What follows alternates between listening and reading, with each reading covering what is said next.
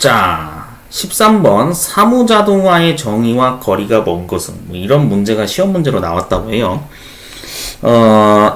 원래는 이제 이 문제는 사무자동화 산업기사에서 출제되는 거 아닌가? 이렇게 막 생각하시는 분들도 있을 건데 맞긴 맞습니다. 예, 거기서 등장하는 문제도 맞는데 정보기기운용기능사에서도 이런 문제가 종종 등장을 과거에 했었다고 해요. 예, 그렇기 때문에 이게 또 시험 문제에 그대로 나올 수가 있거든요. 왜냐면은 그 출제 기준이 개편된 게 아직 없기 때문에 예전에 과거 한 10년 전에 막 나왔던 문제가 그대로 나오기도 하는 경우가 있습니다. 그래서 족보 자료에 해당되는 거라서 문제를 좀 둘러볼 필요는 있어서 분석을 좀 아무튼 시작을 해볼게요. 사무자동화라고 하는 것은 오피스 오토메이션이라고 보통 우리가 단어 풀이를 합니다. 줄여서 OA라는 명칭을 사용하죠. 그래서 여러분들이 여기서 뭐 활용하는 게 뭐 엑셀 프로그램도 있을 거고 파워포인트도 있을 거고 맞죠? 워드 문서도 있을 거고 아니면은 저 같은 말로 왜 우리 얘기하는 아래 한글 이런 프로그램들을 사용하죠. 이런 걸 다 우리가 보통 OA 프로그램이다 라고 통칭 이제 많이 얘기를 합니다. 자, 근데 이 사무자동화라는 것이 이제 왜 생기게 된 거냐? 가장 큰 목적은 말 그대로 시간 단축입니다. 시간 단축, 그 다음에 비용 절약. 이런 것 때문에 생긴 거죠. 자, 왜 그런지 설명을 드릴게요. 한 가지 예시를 들어서 설명드리면, 과거 우리가 국가기술 자격시험을 응시를 했을 때는, 제가 알기로는 1972년도 기점으로 해서 1990년도까지는 이때 당시에는 큐넷 사이트라는 게 없었습니다. 예. 1991년 기점으로 해서 큐넷 사이트가 생긴 걸로 알고 있거든요. 예, 역사적인 도표를 보면 아마 제가 알기로 이런 걸로 알고 있어요. 그래서 이 72년도에서 90년도까지는 당시에 기능사 2급이라는 거를 응시하던 시절분들이 있을 거예요. 네. 제가 알고 있는 한 50대 지인분도 있는데 그때 당시에요. 기능사 2급으로 응시를 하던 그 시절을 추억을 갖고 계신 분이시더라고요. 그래가지고 기능사 2급이라고 하는 게 존재하던 시절이 있습니다. 그래서 어떤 종목은 기능사 1급도 있었죠. 네, 추억이죠. 네, 좀 연령대가 되시는 분들은 아마 잘 아실 거예요. 그래서 그때 당시에는 명칭이 한국산업인력공단이 아니었죠. 한국산업 인력관리공단인가? 한국산업인력관리공단 뭐 이런 식으로 불렀던 시절이 있는데 제가 이 얘기를 왜 하는 거냐면 그러니까 이유가 있어요. 이때 당시에는 컴퓨터가 존재하지 않았기 때문에 컴퓨터가 활성화되지도 않았고 그렇게 많이 보급화되지 않았기 때문에 어떻게 했냐면은 원서 접수를 하려고 할 때 직접 기관에 방문을 해야 됩니다. 네, 찾아가서 볼펜으로 자필 기재를 했어요. 네, 볼펜으로 자필 서류 작성을 해야 되는 거야. 왜냐면은 직접 내가 응시하고자 하는 종목, 그 다음 내 생년월일, 뭐 주민등록번호라고 할까요? 네, 적고 성별 적고, 그 다음 내가 원하는 시험 장소 지역, 뭐 인천, 뭐 남동구면 남동구, 뭐 아니면 연수구면 연수구, 막 그렇게 막 적어야 되는 거야. 그러니까 일일이 막 자필로 작성을 하는 거예요. 그러니까 어떻게 되는 거예요, 이게? 대면 방식이었죠. 네, 대면 서비스 방식이었죠. 사람과 사람이 서로 만나서 행정 업무 처리를 하는 거죠. 네, 직접 이렇게 했어요. 이때 당시에는 이랬어요. 근데 91년도에 큐넷 사이트가 만들어지면서 이제 바로 온라인으로 전환하진 않았을 거고 아마 병행해서 아마 했을 겁니다. 온라인과 오프라인을 병행하던 시기죠.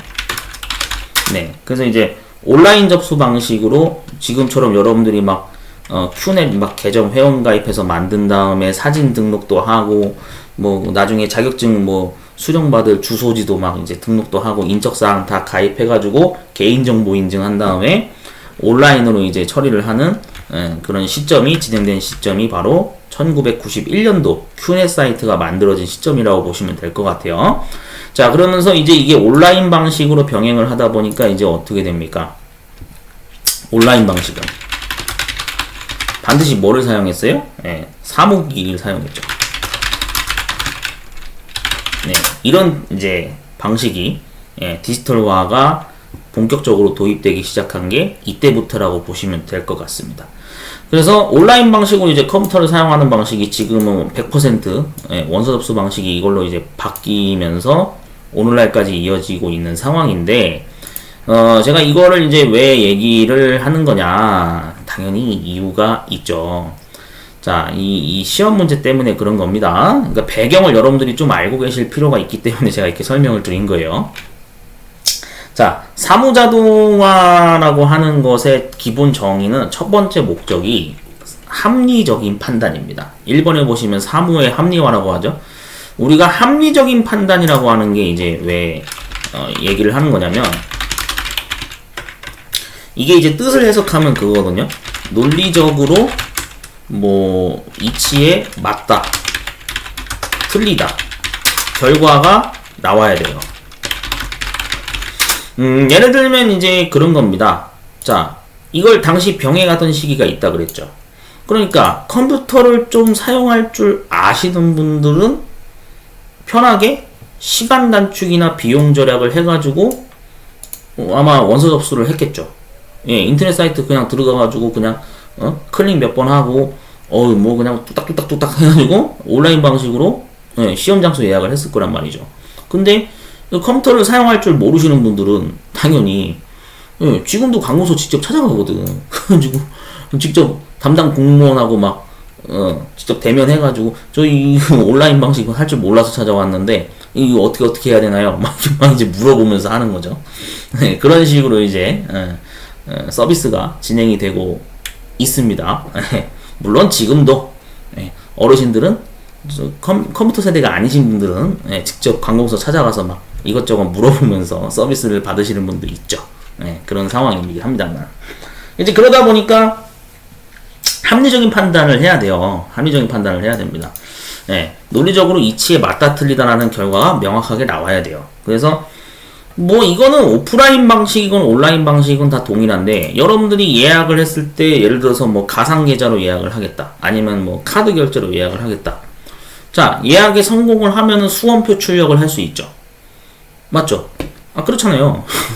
예약에 성공을 하면은 그럼 어떻게 되는 거예요? 수험표 출력이 가능하죠. 근데 만약에 예를 들어서 예약에 실패를 했어요. 그러면 어떻게 되는 거예요? 다시 결제해야 되죠.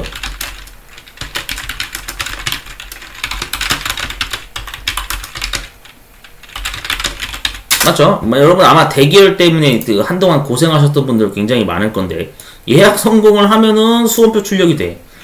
근데 만약에 이게 뭐 대기열이거나 뭐 사이트가 렉 걸려가지고 예약에 실패했어. 그럼 앞에 결제 진행 과정 다시 해야 되죠. 그럼 스트레스 받죠. 맞죠? 그럴 거예요. 하여튼 그런 경험하신 분들이 많을 건데, 맞다 틀리다가 정확히 논리적으로 결과가 나와야 됩니다. 이러한 합리적인 판단이 사무 분야에서 요구가 된다더라. 그래서 1번은 맞는 얘기고요. 자, 2번. 사무 작업의 기계화.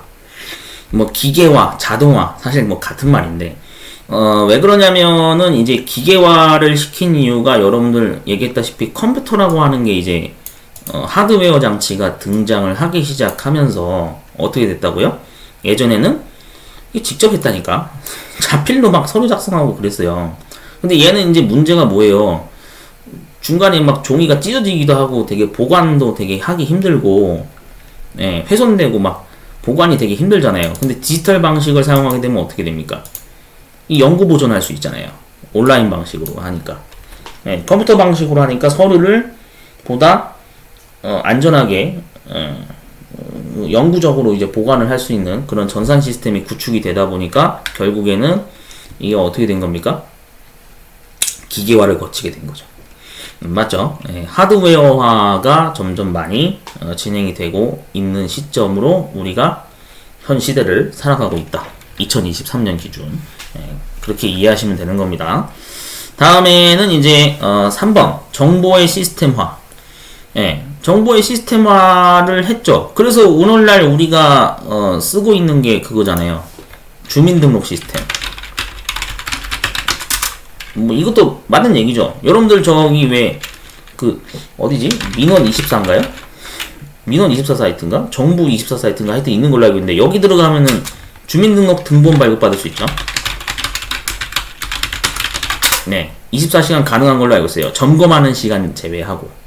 점검하지 않는 이상은 언제든지 여러분들이 인터넷만 접속하면은 등본 발급을 할 수 있죠. 이거 할 줄 모르시는 분들은 어떻게 해야 돼요? 그렇죠. 여기 직접 찾아가야 돼. 찾아가서 발급받는지 뭐 그래야겠지. 네, 하여튼 뭐 그런 맥락이라고 보시면 됩니다. 그러다 보니까 정보의 시스템화가 이제 전선화가 되기 시작하면서 사무자동화가 본격적으로 널리 확산되기 시작했다. 네, 그 뜻입니다. 자, 그래서 하여튼 네, 좀 시대적 배경이 있기 때문에 컴퓨터를 잘 다룰 수 있다 하시는 분들은 당연히 온라인 방식으로 그냥 냅다 예약을 이제 하는 거고, 컴퓨터를 아직도 잘 못 다룹니다. 나는 타자도 칠 줄 모릅니다. 그러시면 어떻게 하는 거예요? 그렇죠. 이렇게 찾아가는 거죠. 그래서 아직도 컴퓨터가 좀 익숙치가 않으신 분들은 이 볼펜으로 자필 서류 작성하시는 메모지 수첩이나 이런 데에다가 일일이 막 자필로 작성하시는 분들이 습관화되신 분들이 있어요. 제 주변에도 그런 분들이 있습니다. 실제로 연령대가 좀 되시는 분들, 예, 진짜 그러거든요. 진짜 아직도 뭐 메모 작업할 거 있으면은 종이나 저기 그 노트에다가 아직도 막 적어서 하시는 분들이 있어요. 예.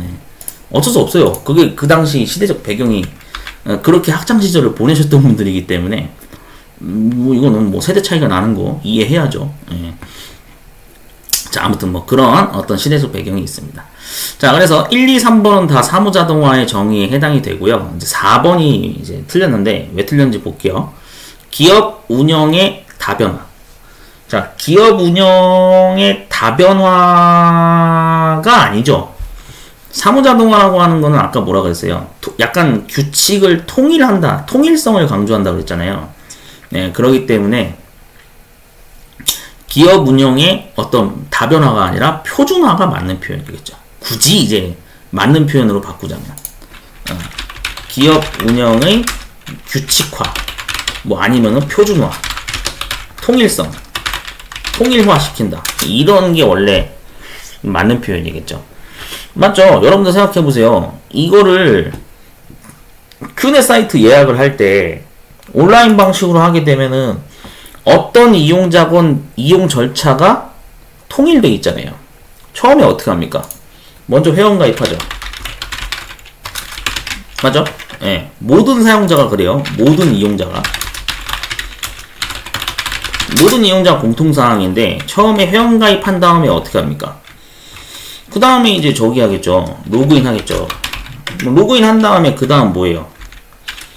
그 다음 이제 저기 원서 접수 버튼 누르겠지. 네. 그럼 원서 접수 진행 과정에서 당연히 종목 선택을 할 거고, 그 다음에 뭐 이제 저기 시험 장소 선택하겠죠. 네. 그 다음에 이제 필요한 경우에는 뭐 산업기사나 기사 종목이다 그러면은 뭐 응시 자격 서류 제출하겠죠. 네. 그래서 응시 자격 서류 제출을 끝낸 다음에 그 다음 어떻게 합니까? 뭐 카드 결제할 건지 아니면은 저 뭐 가상 계좌로 할 건지, 네. 뭐 이런 식으로 뭐 선택을 하겠죠. 네. 결제 방식을 하고 그 다음에 이거 끝난 다음에 수험표 출력을 하죠. 맞죠? 모든 이용자 공통사항이잖아요. 그럼 당연히 어떻게 해야겠어요? 논리적으로 통일화가 돼야죠. 운영 방식이. 맞죠? 이런 식으로 돼야 되는 겁니다. 그래서 틀린 것은 뭐가 된다? 4번이 틀렸다. 네, 그러니까 여러분들이 맥락을, 그 흐름을 이해를 하셔야 돼. 그냥 냅다 문제답만 이렇게 보려고 해서 암기하려고 하면은 틀릴 수가 있기 때문에. 아시겠죠? 그러니까 여러분들 어느 정도는 이런 배경이 있었구나 라는 거를 좀 알아가면서 공부하시는 게 도움이 될 거란 생각이 들어서 제가 지금 몇 가지 예시를 좀 들면서 설명을 했습니다. 아시겠죠? 네, 그래서 문제 잘 참고하시면 좋을 것 같아요.